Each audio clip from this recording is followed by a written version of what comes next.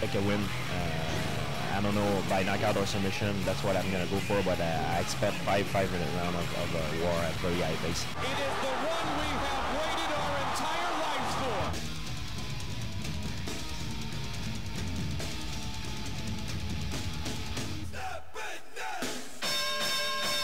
KLRG 880, the Little Rock Giant, also on 94.5 FM. Stream us right now at KLRG880.com. And if you can't get it, well, like you've got a Mac or something, maybe you can go to tunein.com, type in KLRG. Well, huge weekend ahead of us as we've got some big football games coming up at you. Well, this weekend shall determine who's going to the Super Bowl. And for all those big football fans out there, New York Giants versus San Francisco on Sunday. And, of course, Baltimore versus New England. Like I said before, I'm not a betting man, because if I was, I would have lost my rear end last week, because I would have put my money on Green Bay. I would not have put my money on Tebow, though, even though I think he's a great guy. He's just not ready to go into the Super Bowl or even a championship game just yet. But I've got a huge show today here on the fifth round. Huge. Sitting about 10 feet from me, the one and only Rolly Delgado. Good morning, sir. What's up, Craig? How you doing, brother? I'm doing awesome, man. Well, in my next little segment, we'll be going into MMA news. And Rolly's in the house today. Man, he's got Westside MMA over there. Probably one of the best schools in the nation when it comes to training mixed martial arts. And I'm not saying just mixed martial arts. That guy's got a program over there that will suit literally every person walking the planet when it comes to wanting to learn martial arts, mixed martial arts, judo, jiu-jitsu, Thai boxing, I mean, MMA, just everything. So next segment, though, man, can't wait to dig into that. So I'm going to kind of keep my first segment a little bit short today when I'm talking about football and other things that are in the headline news.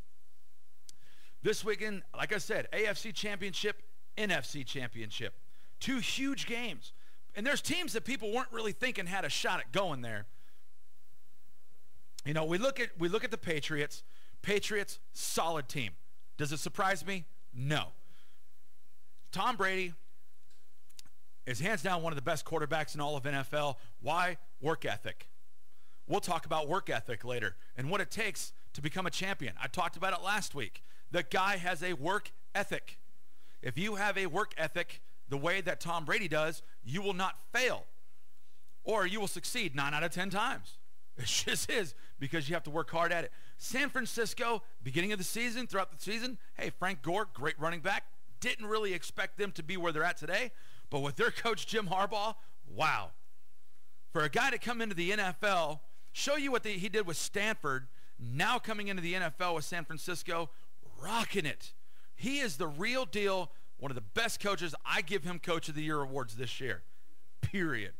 Against the Giants, the sleeper of teams. The team that anybody would have thought, man, the Giants, who are the Giants? To come up out of nowhere this year and to come up and do what they're doing, to take out Green Bay, woo. But he gets a little crazy with that.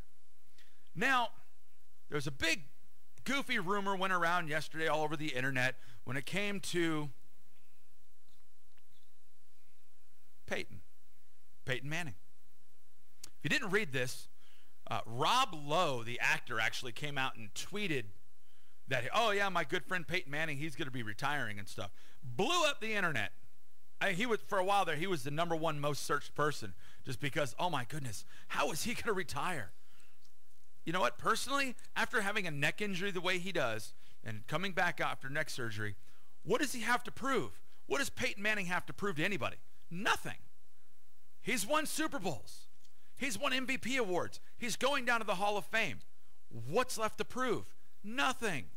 Retire. You're going to have Andrew Luck next year. We know you're going to take him as a #1 draft pick. So what's the point? Retire. Be a coach. Hang out. Go be go start your own quarterback camp. You know, you're going to make tons of money. I'm pretty sure the majority of great up-and-coming quarterbacks in college and high school would probably kill to go learn some stuff from you because you are going down literally in the Hall of Fame. So my personal opinion, Peyton Manning, let's call it a day, man. Hang it up. It's time to go. We all, from fighters to how many times have we seen any athlete, especially fighters, that are just hanging on a little too tight, a little too long? Man, it's okay to retire. Chuck Liddell, thank you. Great guy, great fighter in his prime. Retire. Glad he did. Well, I'm not going to sit here on this stuff all day long. I'm going to take a quick break, pay some bills real quick. We'll be right back with some UFC news and Rolly Delgado in the house. Oh, man, not again. What's wrong, honey? Pipes frozen. They busted.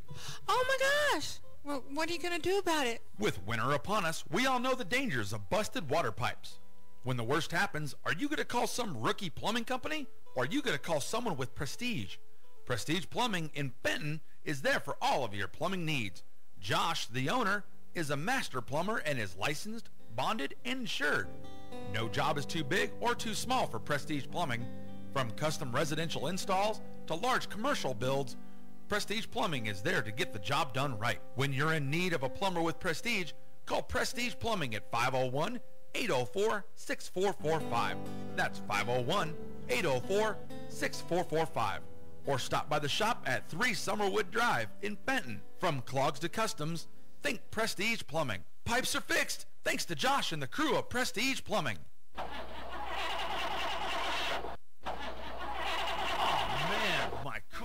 What am I gonna do? Oh yeah, $50 tow. I almost forgot. $50 tow in Southwest Little Rock, voted #1 by Wallets Everywhere, is there when you need them. They are fully insured and certified by the Arkansas Towing Board. For fast and friendly service, call 501-952-9650. That's 501-952-9650. If your car's not on the go, call $50 tow. Only a $50 flat fee for the Little Rock and North Little Rock areas. This is Dr. Michael Garka, host of Let's Talk Nutrition, where you can listen, learn, and live healthier. We often hear experts say, take charge of your health. Everybody knows that's easier said than done. Now taking charge of your health is a little easier. Tune into Let's Talk Nutrition and learn about proven ways to reduce stress, increase energy, become more nutritionally and physically fit while improving your overall health and well-being. Take charge of your health and join me on Let's Talk Nutrition, Monday through Friday from 6 to 8 p.m. on 880 KLRG, the Little Rock Giant. Listen, learn, live healthier with Let's Talk Nutrition.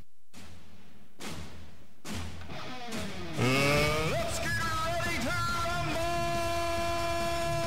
Be prepared to be tapped out with MMA news right here on KLRG. KLRG, 880 AM, 94.5 FM. We are back right here on the 5th round.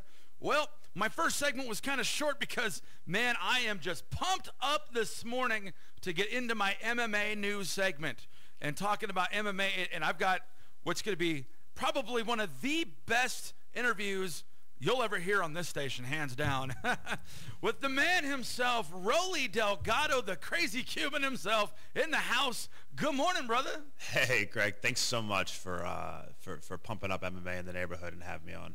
Man, it is my pleasure. It is my honor to do everything I possibly can here in Arkansas. When I moved here about 3 years ago, the scene, even at this time, was still, it was growing, and it's constantly growing here in Arkansas. And I'm very, very proud to be a part of it and to be part of this community, because it is. I'll guarantee that it's at least doubled in the past 3 years from what I've experienced. So everybody knows, if anybody's tuning in, you have no idea who Rolly Delgado is, and you've probably lived under a rock, because especially if you're from Arkansas, of all things. Pro MMA fighter with an MMA record of 11-5-1. That's correct.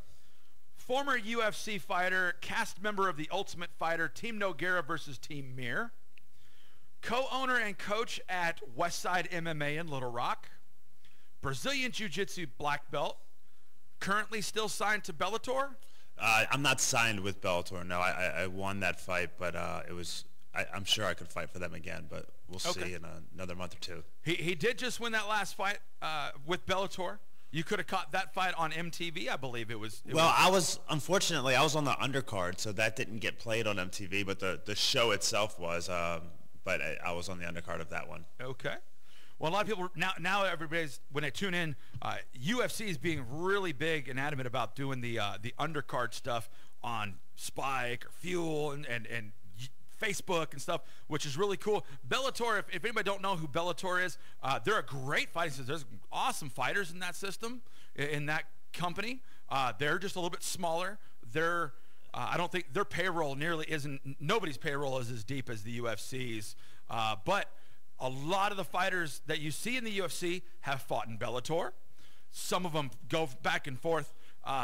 A lot of people don't realize how elite you have to be to stay in the UFC, because you start losing it all, you're gone. Yeah, the thing about the UFC is like whoever you consider to be at like the lower ring of the UFC. If there's 3 levels, like you have the A-level fighters, which are the guys that are household names, and then B-level fighters, and then C-level fighters.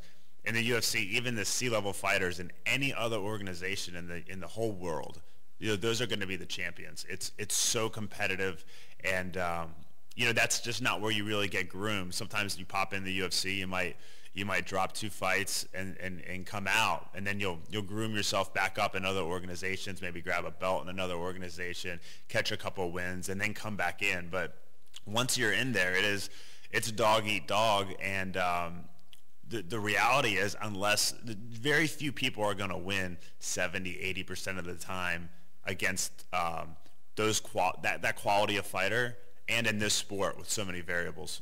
There's just so many ways to win and lose that, with the exception, you have people go on runs. You have people, you have your John Fitches who had a big run before his last fight, which he lost. He got knocked out. You have Rashad Evans, John Jones, Anderson Silva. it's easy to pick out George St. Pierre, the top elite 5 or 6 fighters in the world. But outside of them, so many fighters in the UFC that go win one, lose one, win one, lose one, win one, lose one.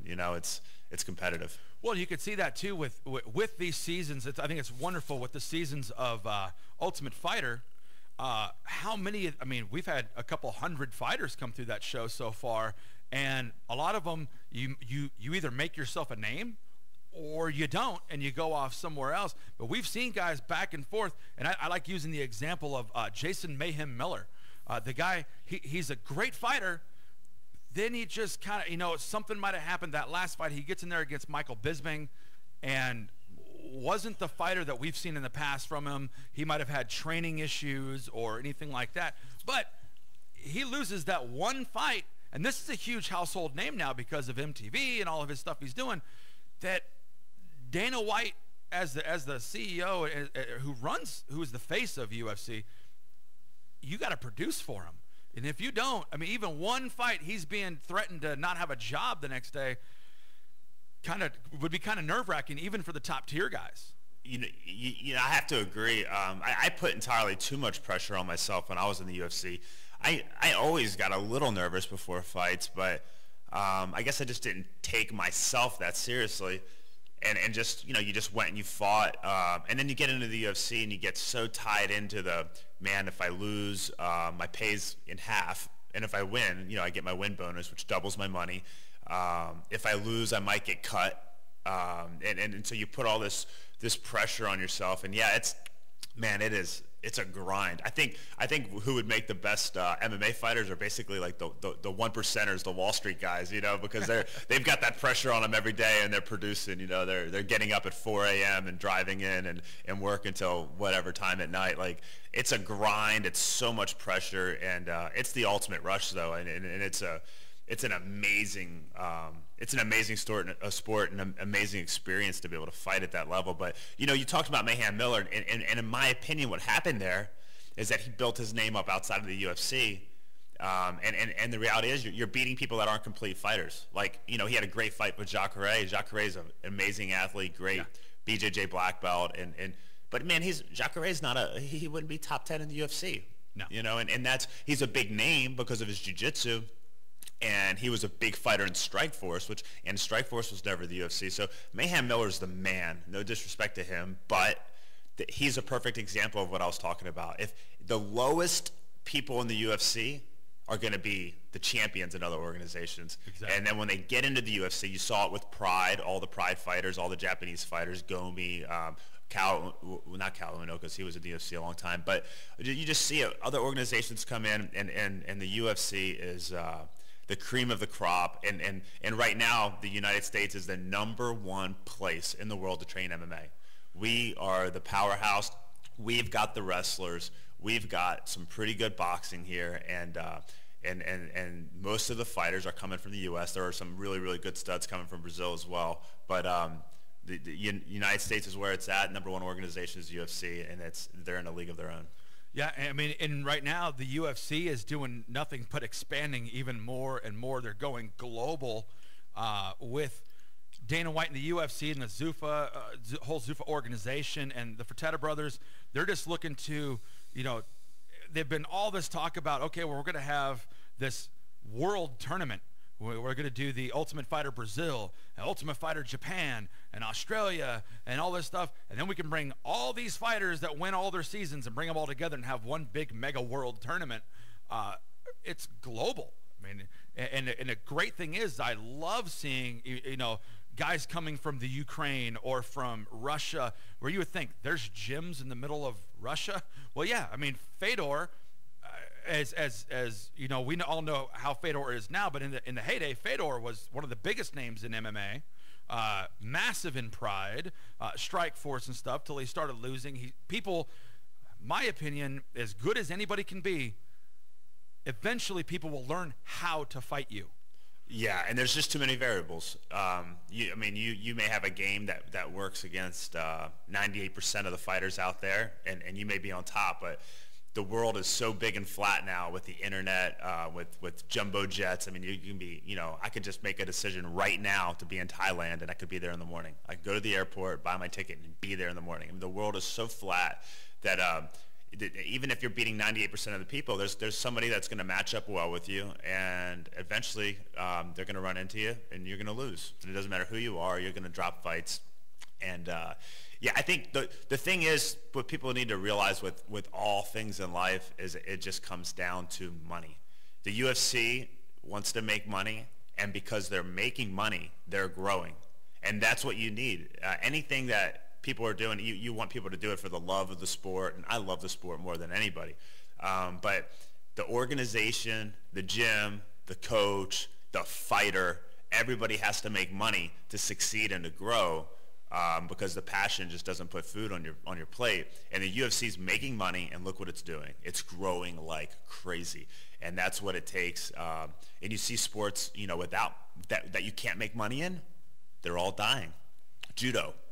We have one of the only judo programs in the state because of Brazilian Jiu-Jitsu. It's it benefits it so well. But judo is an Olympic sport, and in America it's dying. It's ran on clubs and YMCAs for $30 a month all over the world, and they can't get people on the mats. Wrestling, dealing with Title IX, and nowhere for wrestlers to make money when they get out of college. Wrestling has been declining in the United States. Has a great subculture. But yeah, MMA right now, people are making money with MMA. It's growing like crazy, and that's a big part of it. And a lot of people, you mentioned judo, and I'm starting gradually becoming a Ronda Rousey fan as she's coming up into Strike Force. She's fighting for a title soon, Olympic judo bronze medalist. And it's awesome, and that's what's awesome. When I moved here, I started looking around. I actually ran into a Gracie school up in Jacksonville, and right by my house. So I thought, oh man, yeah, cool. I could start training here. Back in Arizona, it was easy. I mean, you could walk down the street and trip over a jiu-jitsu gym or any of that stuff. And these out in California, it's the same way. I mean, you could pull up MMA gyms, jiu-jitsu gyms. They're all over the place. Mm-hmm. Here in Arkansas, everything's fairly. When I moved here 3 years ago, I was talking to some guys in the gym and said, yeah, my son wrestles. He was up in Pennsylvania. In Pennsylvania, yeah, wrestling's pretty big. Kids at sixth grade, 7th grade can wrestle. Here it was like, oh, there's no wrestling programs. There's nothing. The closest thing I had found was a Sambo program somewhere.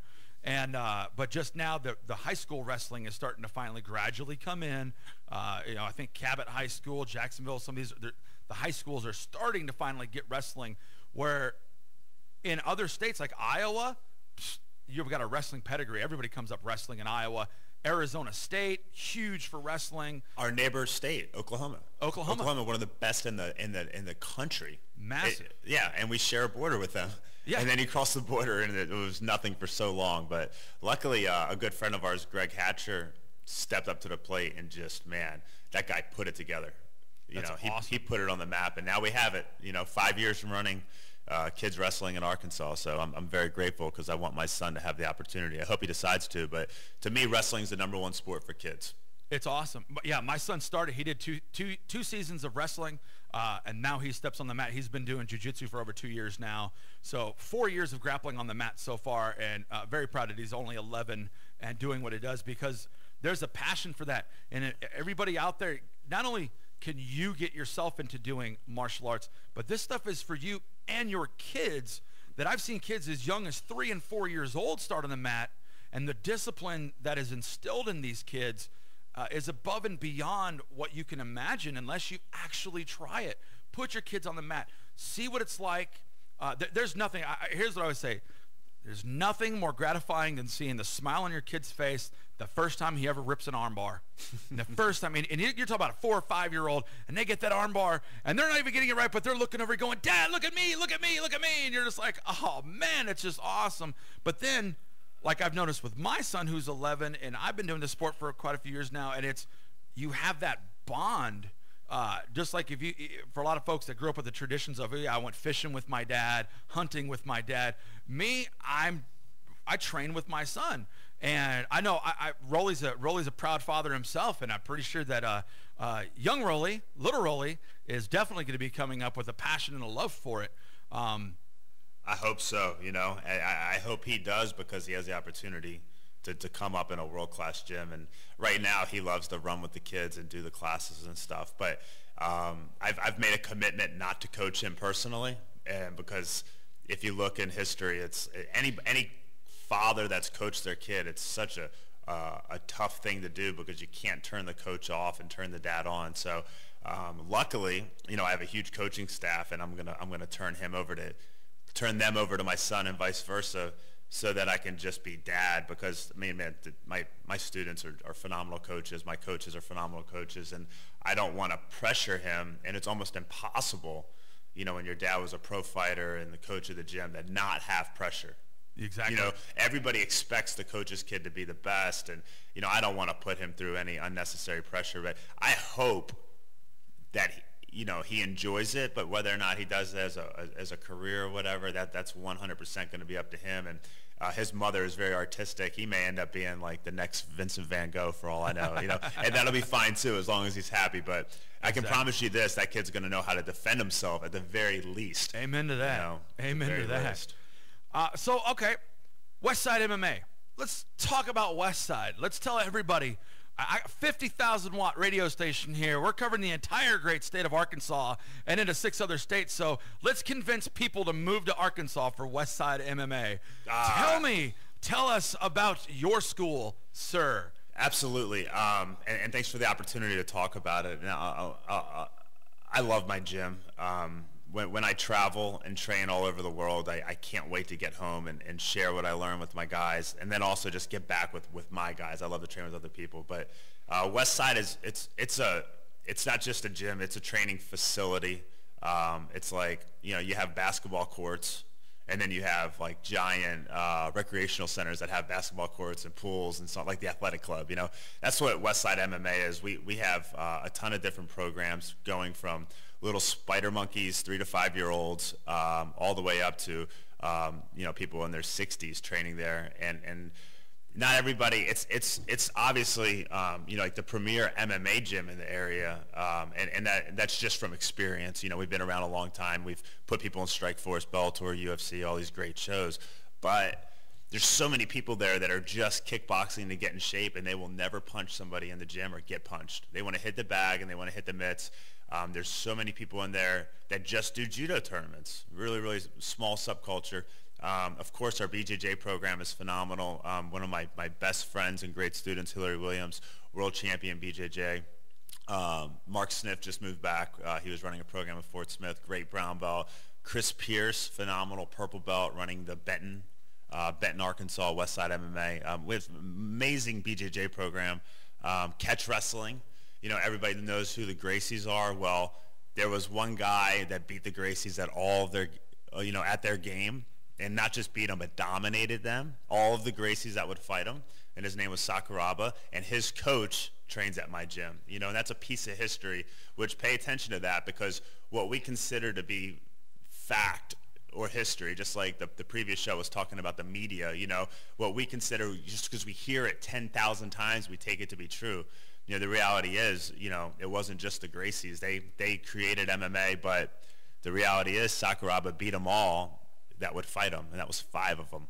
And 2 of them, you know, he finished. So, you know, there's other arts out there that have been competitive or actually defeated, you know, Brazilian Jiu-Jitsu, just like there's other candidates besides Mitt Romney and Obama, you know, just like it's just it's a perfect example of just keeping your mind open. But anyway, I'll segue back to MMA. Yeah, so Westside MMA, it's a big gym. You know, it's 8,000 square feet. We have a full-size boxing ring. We have a great relationship with the local boxers. I mean, local boxers want to work in a bigger ring.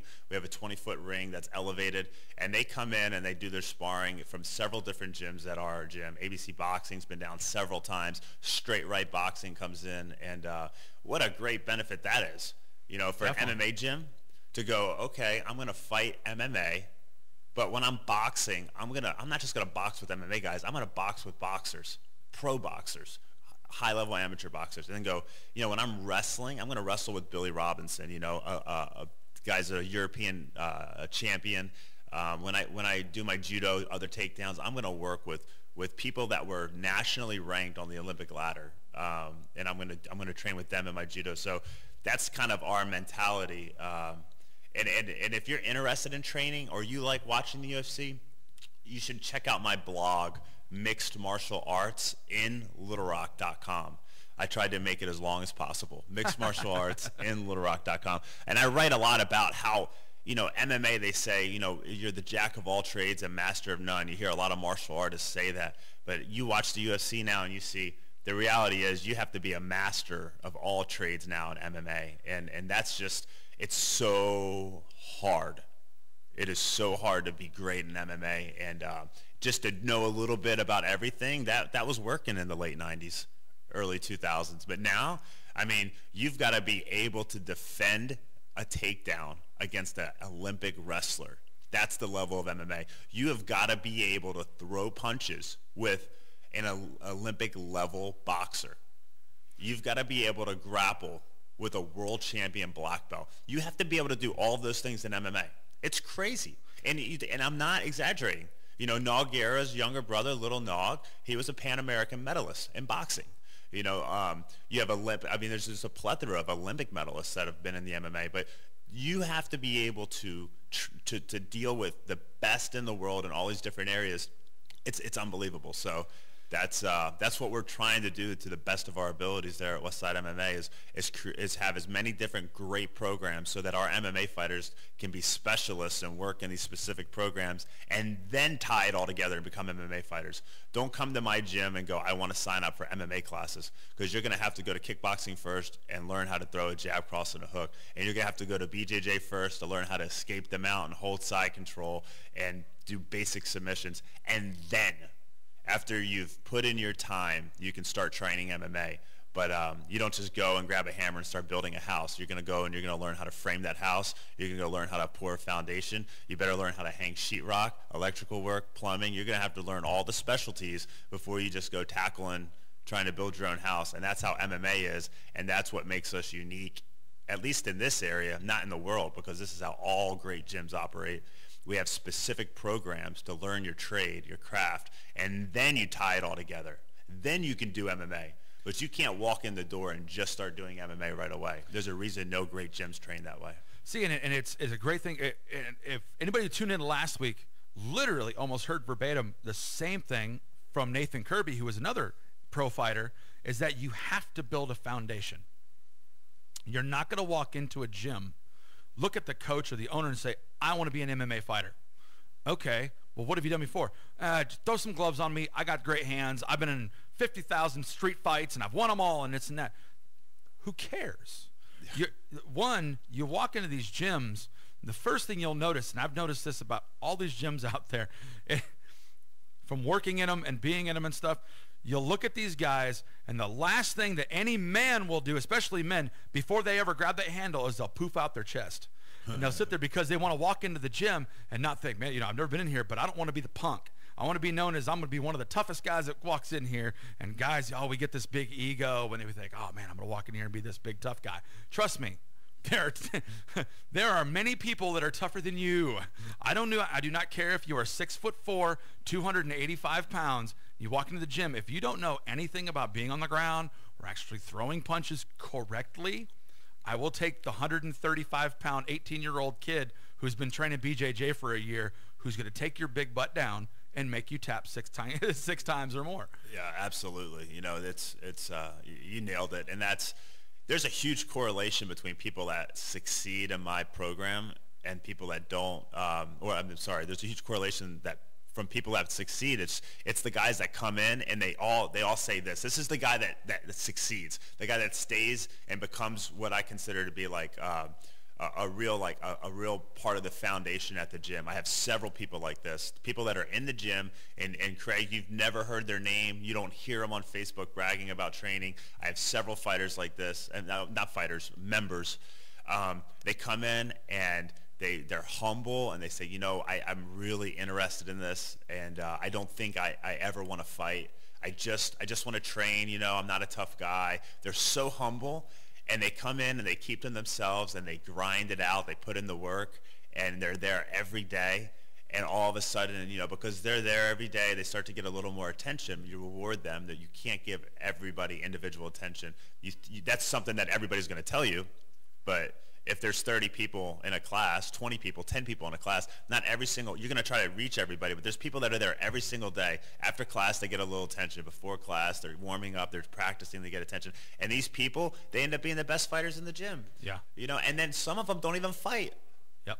Nobody knows who they are. Darby Brighton, he's done 2 MMA fights in 10 years, and he won them both. You know what? The guy was a junior high state champion in wrestling, boxed at Straight Right Boxing for years. Anytime somebody visits my gym, Darby smashes them. He trains once a week. He's still one of my best training partners. Nobody knows who he is. And there's so many people like that, super humble. And then the other side, I want to be a fighter. I want to be a fighter. And the first thing I do is I ask myself, why does this person want to be a fighter? And 9 times out of 10, the reason is they want people to think they can fight. Exactly. That's all it is. They want to be known as a tough guy. And they want to be the guy that's at the party with his buddies watching the UFC going, I got a ground game. What's up? Yeah, they're commentating it, telling everybody how Joe Rogan's wrong, know, and that's and it's unfortunate, but that's the first thing I ask myself. I want to be a fighter, and I look at you and I try to figure out, why do you want to be a fighter, and that's that, but the most successful people are the humble people that come in and they do their time and they're phenomenal, and those are the people that. Like yesterday was a ridiculous training session at my gym.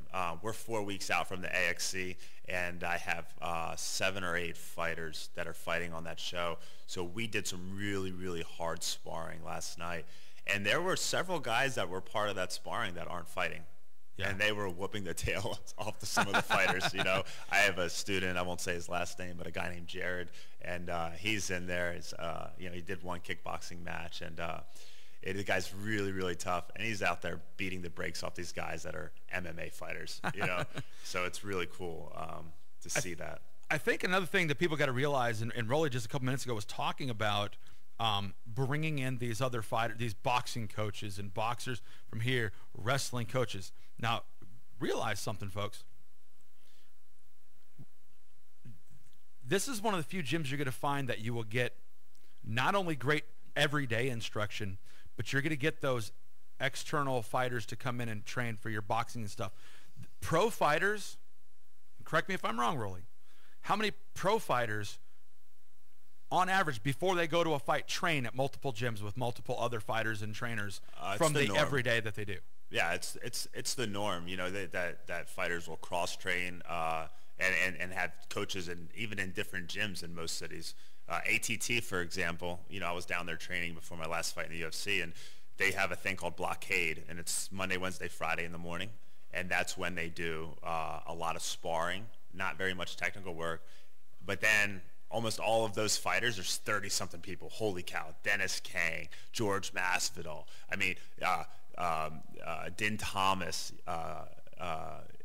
all these different big, Mike Brown, all these guys, Thiago Silva. These guys are all in there, yeah. And then at night, you don't see any of them at the ATT gym. Why? They're spread all over Florida training at different gyms. You know, they have a certain striking coach they like to work with and this and that. So, yeah, you have this is so common. You're right. So so the great part about it, I mean, if you're just coming here to learn, you're coming into Westside and you're wanting to learn, and now, hey, I really enjoy your boxing program. Oh, yeah, well, cool. This weekend we have so-and-so coming down from Straight Right or whatever. You get these opportunities. Like I was talking to Rolly before the show, and he's had many big fighters come in from BJJ to MMA, come and teach seminars and stuff for his students. And you know what? He doesn't sit there and charge his students an arm and a leg to come into these seminars as a pride thing. He's doing it because he loves his students. It's, like I said before, folks, I've known Rolly for a couple of years now. He called my very first fight at AXC5, which I still watch that fight tape, and I take back what I said. Royce Gracie, as great as he was, is no longer my favorite fighter. I made a comment about that, and he's like, yeah, well, he kind of lost. But no matter what, he's not a rich man by any means. This isn't sitting there about doing it so he can make $1 million. It's a love for the sport, because if you don't love MMA, jiu-jitsu, training and stuff, if you don't literally love it, you are going to burn out real fast.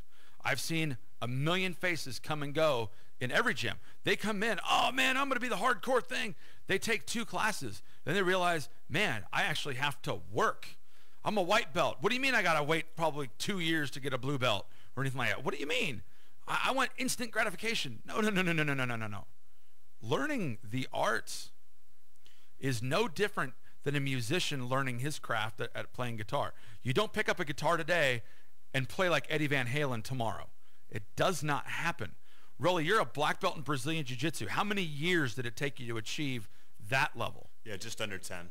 10 years. Yeah, and you say like level, holy cow. Like in the past 5 years that I've been a black belt, I've gotten exponentially better since I got my black belt. In just the last years. You don't stop. Yeah, exactly. You do not stop learning. Royler Gracie was just given his red and black belt after 30 years. Yeah, one of the most consistent grapplers of all time. Just phenomenal. This is a lifelong journey. Helio Gracie was 92 when he died. Never stopped. But in order to do that, though, realize too, not only are you learning the arts of boxing, grappling, all these things you can learn at Westside, and just getting involved. And I don't care. I mean, if you go to Westside, you're gonna have the best that Arkansas has to offer. Period. You just are. You know, there are other phenomenal gyms. I train at Nemesis Jiu-Jitsu. You want to learn a phenomenal jiu-jitsu program? Come check us out. Max Bishop is now up at the Gracie Baja School in Jacksonville. Phenomenal program up there. He's just now got there, so that program is going to explode up there, and it's going to be great. But realize that beyond the fighting aspect, there's the health and fitness aspect of it. Yeah, we'll talk. Absolutely. Yeah, I'm sorry. Are you about to take a break? I'm going to pass this on to you and stuff about how much knowledge off the mat do you pass on to your students about their diet and just their everyday exercise. Oh yeah, the diet is a huge thing, and I hate the word diet, but just your lifestyle and how to eat. We have a PDF that is like a free download. So if you go to kickboxinginlittlerock.com, kickboxinginlittlerock.com, there's just an email form for like a free trial, and then you automatically get sent this eating diet. And one of my fighters, phenomenal. I know he's not technically a nutritionist, but he's the guy everybody goes to. Josh Black. He was a humongous 170-pounder here, phenomenal diet guy, and he put together this eating guide, and we use that to help people out.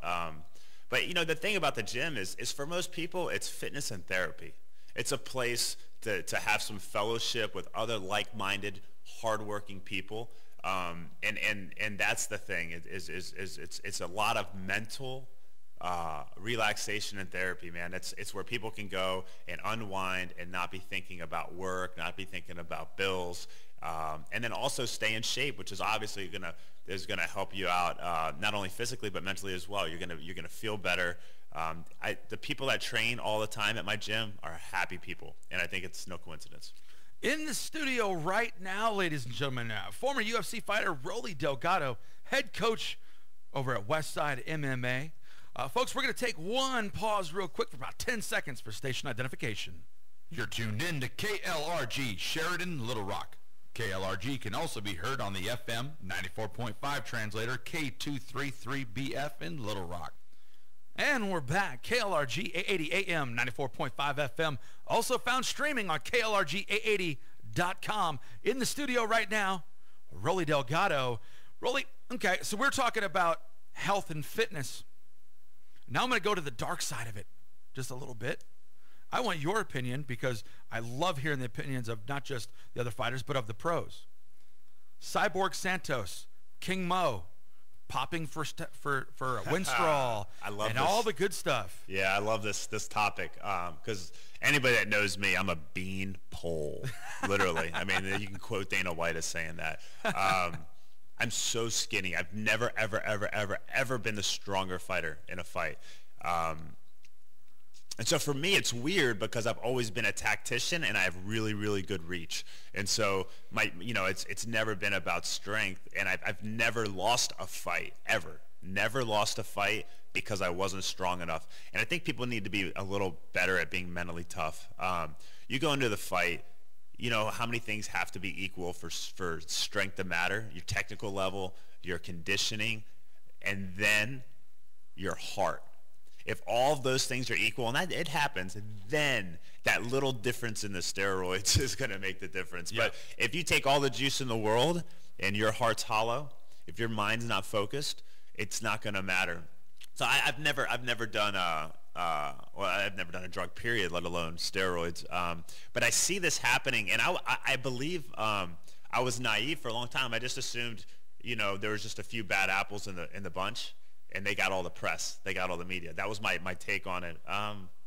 But then I travel all over the world and train all over the world. And one of my friends in England told me, and I lost to one of these guys, that everybody with a certain group of elite fighters in England, and it's not just in England, it's in America too, but he said, and he's in the know, this guy's in the know. He said they're all on HGH and steroids. He named them off. And you know what, I can tell that they've all gotten bigger and stronger, but I just never would say when I saw someone got bigger, when I see somebody that's gained muscle or looks better, I never just assume they're on steroids. I assume they're working out hard, they're dieting, and they're reaping, they're committed to their craft. But the sad truth is, man, it just seems like a lot of people are taking steroids now in the sport. And I think the lucky thing is that I've always been around doctors and physical therapists and chiropractors. That was the group of people I trained with. Seth Kleinbeck was a doctor. Darby Brighton is a physical therapist. Don Johnson, a chiropractor. These guys are health nuts. In the locker rooms at my gym, you're not hearing somebody talk about steroids. And I never came up in those circles. And that's good. I'm so thankful for that. But I think what happens is a lot of these gyms, several of the guys are doing it. Maybe the older guys maybe they're doing it just for training. Yeah. Like they need it to recover, to keep training and keep getting those paydays. Let's just give them that benefit of the doubt. But then that generation just underneath them sees them doing it, and then they start doing it, and then the generation, and all of a sudden it's just, that's who you hang out with. If you hang out with a bunch of pot smokers, you're going to smoke pot. You hang out with a bunch of drinkers, you're going to drink. If you train in a gym with a bunch of meathead steroid users, you're going to start juicing. Exactly. And it's unfortunate. I hate it, but So if you're in the locker room over at Westside and you hear someone talking about juicing, he's not talking about Winstrol. He's talking about acai berry and... Yeah, it was probably Chris Pierce talking about going on a 30-day juice diet. Yeah. He almost made it. But, he cut some major weight there. Yeah, that's what... If you hear... Scott, one of our judo coaches was a Paralympian. He's legally blind. He helps my kids' program. big shout out to Scott Jones. I've learned a lot about coaching kids from Scott. He's amazing, building attributes in kids. But he's a juicer. He loves to make juice. He's got a $500 blender at home, and he's juicing vegetables. It's what's nice. I watch a lot of the Henner on Heat on Gracie videos and stuff as they're showing all these really awesome looking juices and stuff. And by the time you're looking at it, you're like, dude, that's like a $20 shake you just made. Oh yeah, and it's like, how long does it take to make the darn thing? You got to go to the store. It's just a process. Yeah. Well, coming up, AXC 15 is coming up February 11th. Yes. Now, I do have tickets to give away next week because you know what? Sadly, I forgot them at home. So, but I will have tickets to give away. I will. Make sure you get on my Facebook page, Craig Anthony. You can always check out Rolly Delgado on Facebook. He's all over the place. WestSideMMA.com yes, is the website you want to check out. Big fight for one of his fighters, David Lindsay, 3-1 as a pro. 4-1. 4-1 as a pro. Oh, he just won the other day. Just won the other day. Yes. Fighting AXC 15 coming up February 11th at Clear Channel Metroplex against Thomas Gifford, who's 2-0 as a pro, and as his coach. What are your thoughts for this upcoming fight? Thanks for asking the question. Before I answer that, let me just say I'm super pumped about this AXC show because we have 7 Westsiders fighting on it. And I hope everybody comes and supports it because the way this works is Nathan Kirby's putting on the show. So he's working his tail off putting it together. Definitely. If Nathan Kirby puts all this time into it and he loses money on the show, we don't have another show. Exactly. So let's support it. Let's support the fighters so that not only the Westside fighters, but the Barada fighters, the Gracie Baja fighters, if a Nemesis has a fighter, anybody, right? So we need a platform to grow this talent. So anyway, let me just say, support the show, support Nathan Kirby's efforts there, because I've promoted 7 or 8 shows with my partner, Matt Hamilton. What a headache. Exactly. Okay, so you got it. And what did I say in the beginning of the show? It takes money to get things to grow. Nathan Kirby's got to feed his family. He can't work for free. Let's buy some tickets and watch these great fighters. I promise you that the 7 fighters that are training at Westside are coming for war. If you want to see well-trained athletes, not hokey-pokey martial arts where we're just talking about the mysticism and chi, I'm talking about athletes. We're going to have them at that show, and some of them you may see on TV. I'm not just saying that. Some of them you may see on TV one day. Okay. This definitely is not your local bar brawling MMA. No. I can vouch for all the guys that are going to be coming in representing Westside MMA, especially, that they're going to be coming in well-trained, in shape, ready to finish their opponents. All right, we're not looking for the decisions on February 11th. We're looking for the finish. So yeah, Thomas Gifford and David Lindsay. Holy cow! This is the main event. Everybody's wanted to see this fight, especially Thomas, super aspiring young fighter, pretty eccentric guy that has a little bit of an amateur boxing background, and is primarily self-trained. So he goes against the grain, kind of does his own thing, works out with different people. Dangerous fighter, long, lanky, super crazy flexible, and doesn't have bad hands. And then you have, so he's 2-0 as a pro, so that's great. He wasn't undefeated as an amateur, but had a good amateur career. And then 2-0 as a pro, has some momentum behind him, all right? And wants to fight, called out David Lindsay. So then we have David Lindsay, super tough country redneck guy. Love him to death, one of my best friends. I can count on him for anything, one of my students. David Lindsay, 4-1 as a pro. All right, huge amateur career, had almost 30 fights. Again, not undefeated, lost amateur fights as well, 4-1 as a pro. David Lindsay's a heating and air guy, great husband, great father, right? Trains a few days a week. Right now he's training all the time because he's getting ready for this fight. But he's what's right in the sport. He came to the sport having done a few fights. He didn't train. He was just a tough guy. But he came to our gym, and then he realized this is what it's going to take if he's going to get serious about it, and he started training hard. And now look at him, 4-1. That's a great record, 4-1. And he's awesome. going to fight Thomas, and I think he's going to go 5-1 after that fight. I think he's going to beat Thomas Gifford. Thomas Gifford's a super dangerous fighter, and he wants to push himself, so I give him a lot of credit for that. He drew He drew David Lindsay out and said, hey, I want to fight you. And David Lindsay, I don't think that guy, if there's 3 of you asking to fight, David Lindsay will oblige.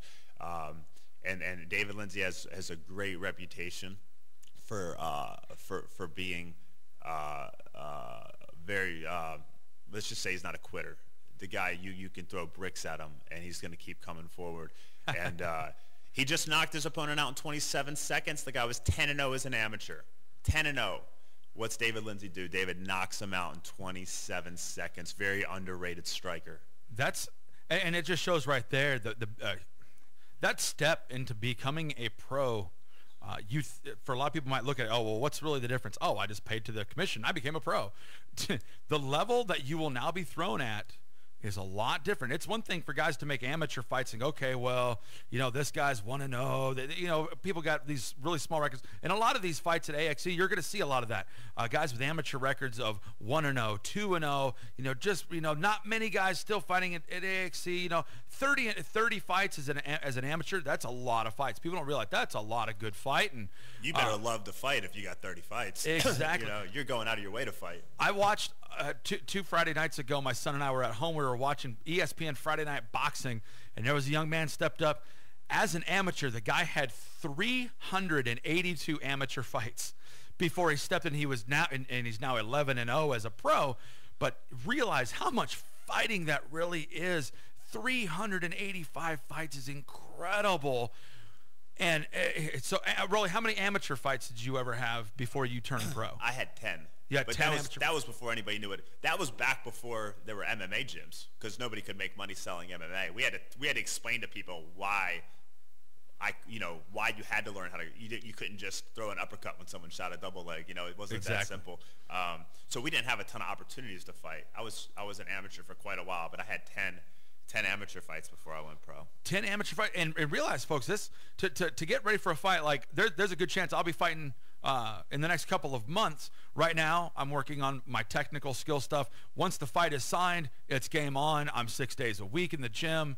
You train like a maniac. Right now, I watch my diet come down gradually, so when it comes time, I don't have to cut to 205. I'll already be there and just going to train like a maniac at that weight. We've got about 4 minutes left. I got Rolly Delgado, former UFC fighter, current coach and co-owner at Westside MMA. Still got future. What is your future looking like right now? You know what? I have I just had surgery on my right hand, my wrist. I tore my scapholunate, and I also tore a tendon in my middle knuckle. It's not a boxer's fracture, but a boxer's knuckle. Nothing was wrong with the bone. But anyway, I'm rehabbing my wrist right now at Innovative Spine Rehab, and my future's bright, man. I lost my last fight in the UFC, but I've done a Muay Thai fight and 3 MMA fights. 2 of those 3 MMA fights were against very formidable opponents, and I've won all my fights since the UFC. So I expect to take another fight in about 2 months, and then at that point, I hope to be back in the UFC at 145. If not, I may have to win another one, but. Those are my intentions. I didn't spend $25,000 on these surgeries just so I could just fart around in the sport. I'll be. There's no guarantees in life, but let me just say I'll be back in the UFC, and I'll be better than ever. I'll be back at my weight class of 145, which didn't exist when I was fighting in the UFC. I had to fight at 55, and I'm stoked. I'm ready. I have a great team that can push me now. We're very strong in the lightweight divisions, so I have a great partner and coach that allows me to go. I'm going to North Carolina to train some Muay Thai next week. I'll be training in Europe for 2 weeks, training and teaching in March. So I have the ability to go wherever I need to go to train. If I feel like I need to work my wrestling better, then I'll just catch a flight to Vegas and I'll just train at Extreme Couture. It's that simple. Or maybe I'll go to Oregon, And if I need to work my Muay Thai, I know where to go. Of course, for Jiu-Jitsu, I don't need to go anywhere because I have some super studs in my gym. But yeah, that's the future holds the UFC. That's what I care about. The only thing that I think that could sidetrack me from the UFC is I would fight the Bellator tournament. That's a 6-figure tournament if you win it. So I would do that. But outside of that, I want to be back in the UFC. I want to fight some of those guys. That sounds awesome. Well, Rolly Delgado in the house today. Rolly, I greatly appreciate you coming in today to drop some MMA knowledge on us. Thank you, man. I appreciate you having me up. I had a blast talking about the UFC, steroids, Westside MMA, everything in between. Let me also say, let me segue for 1 second and say, vote for Ron Paul, 2012. Give us some change, all right? I want everybody, if you don't know who Ron Paul is, you need to look him up online, watch some of his videos, clear, consistent message. He's up there on the stage. You just don't know who he is because they won't talk about him. But most of the fighters that I'm friends with on Facebook, we have something in common. It's really weird. We're all voting for this guy. We're voting for freedom. We're voting for true change, and that's Ron Paul. And I just want to, if I have any clout whatsoever, I'd like to encourage some people to look him up, form your own opinion, watching him give speeches, and be consistent on the matters that matter. That is awesome. We got all types of greatest. You know, I'm definitely going to have Rolly on again. He's got a lot of stuff going on and stuff, but I will definitely try to bring Rolly on as soon as I possibly can, bring him back on because, like I said, my show is all about the growth. I'm not sitting here trying to bag on anybody's program. No matter what, I want the sports to grow. I greatly appreciate it. But if you know what, I need help on my show to keep this show on. I need some advertisers and sponsors. So if you're interested, it is not very expensive to help me out here. Phone number is 501-492-8255. Give us a call sometime. If you want to advertise for your small business, please give me a call. Help keep the Fifth Round on the air. Rolly Delgado, my hat's off to you, brother. Good luck and Godspeed in the future. And check out Westside MMA. I'm not kidding you. Take a step inside. You're going to be blown away. I'm Craig Anthony for the Fifth Round right here on KLRG.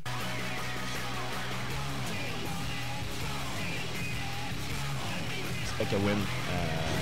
I don't know, by knockout or submission. That's what I'm going to go for, but I expect 5-minute round of war at very high pace. It is the one we have waited our entire lives for.